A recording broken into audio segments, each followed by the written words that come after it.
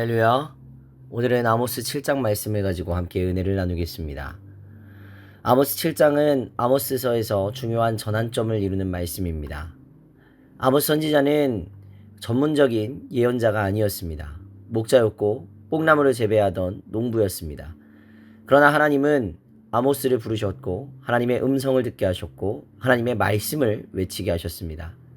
오늘 말씀 가운데 하나님께서 어떤 심령에게 환상을 보여주시고 어떤 사람을 통해 말씀하시며 우리는 그 말씀 앞에서 어떻게 반응해야 하는가를 깊이 묵상하는 시간이 되기를 소망합니다. 1절 말씀을 보면 메뚜기 떼가 북이스라엘의 백성을 덮는 환상을 보이십니다. 이 시점은 왕에게 바칠 곡식을 거두고 나서 백성들이 먹을 양식을 준비하던 때였습니다. 이 재앙은 하나님께서 친히 만드신 것입니다. 왕이나 사람의 계획이 아니라 하나님의 손에서 출발한 심판의 도구였습니다. 그러자 아모스는 중보 기도를 드립니다. 하나님만이 하실 수 있는 용서, 죄인을 향한 전적인 자비를 구하는 기도를 하나님께 드리게 됩니다.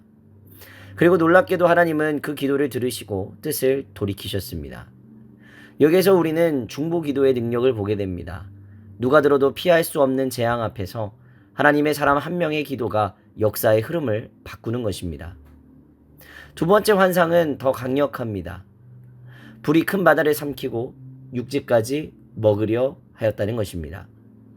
불은 재해일 수도 있고 전쟁일 수도 있습니다. 그러나 그것이 무엇이든 하나님의 심판은 광범위하고 전면적이며 피할 수 없는 것입니다. 그래서 아모스는 또다시 하나님께 간구합니다. 주 여호와여 청하건대 그치소서. 야곱이 미약하오니 어떻게 서리이까. 아모스는 심지어 북이스라엘 사람도 아니었지만 그들을 위하여 자기 백성처럼 울며 기도합니다. 그리고 하나님은 다시 한번 뜻을 돌이켜 주십니다. 이제 또 세 번째 환상이 보입니다. 다림줄을 손에 잡고 서셨더니. 다림줄은 건축할 때 벽이 똑바른지 수직을 재는 도구입니다. 하나님은 지금 이스라엘의 영적 수직을 점검하고 계시는 것입니다. 그리고 말씀하십니다. 내가 다림줄을 내 백성 가운데 두고 다시는 용서하지 아니하리니. 이제 중보 기도도 허락되지 않는 것입니다. 그래서 아모스는 더 이상 기도하지 않습니다. 왜냐하면 하나님의 심판이 이미 확정되었기 때문입니다. 하나님은 아모스를 통해 분명히 말씀하십니다. 이삭의 산당들이 황폐될 것이다. 이스라엘의 성소들이 파괴될 것이다. 여로보암의 집을 내가 칼로 칠 것이다. 바로 신앙의 중심이 무너졌고 지도자의 집이 무너질 것이며 국가가 무너질 것이라는 하나님의 선언입니다.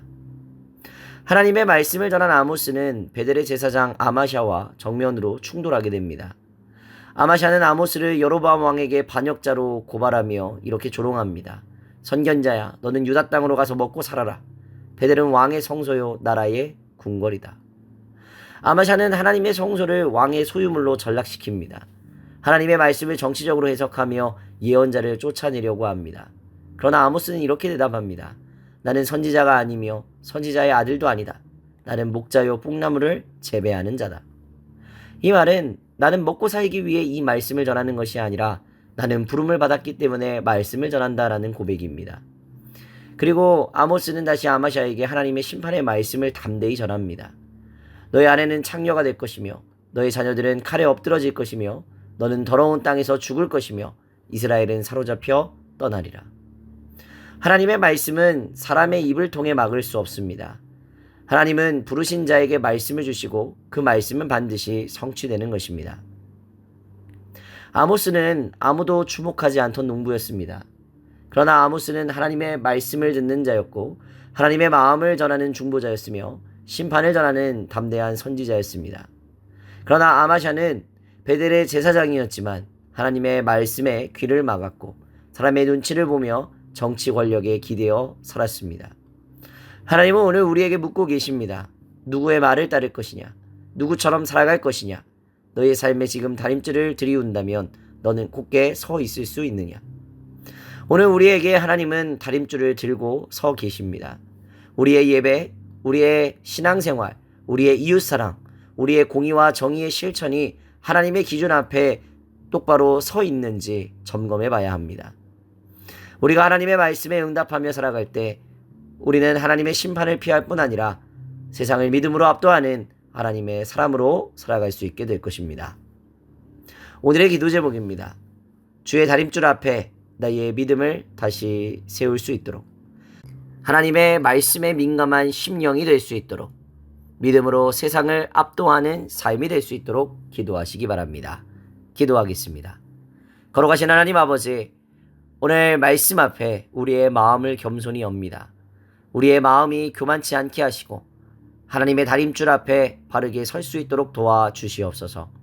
우리가 말씀을 들을 때 두렵고 떨림으로 받게 하시고 순종으로 반응하는 참된 백성이 되게 하여 주시옵소서. 오늘도 우리의 삶이 주님과 동행하는 예배가 되게 하시고 믿음으로 세상을 압도하는 주님의 사람으로 서게 하여 주옵소서. 감사드리며 거룩하신 우리 구주 예수 그리스도의 이름으로 기도하옵나이다. 아멘.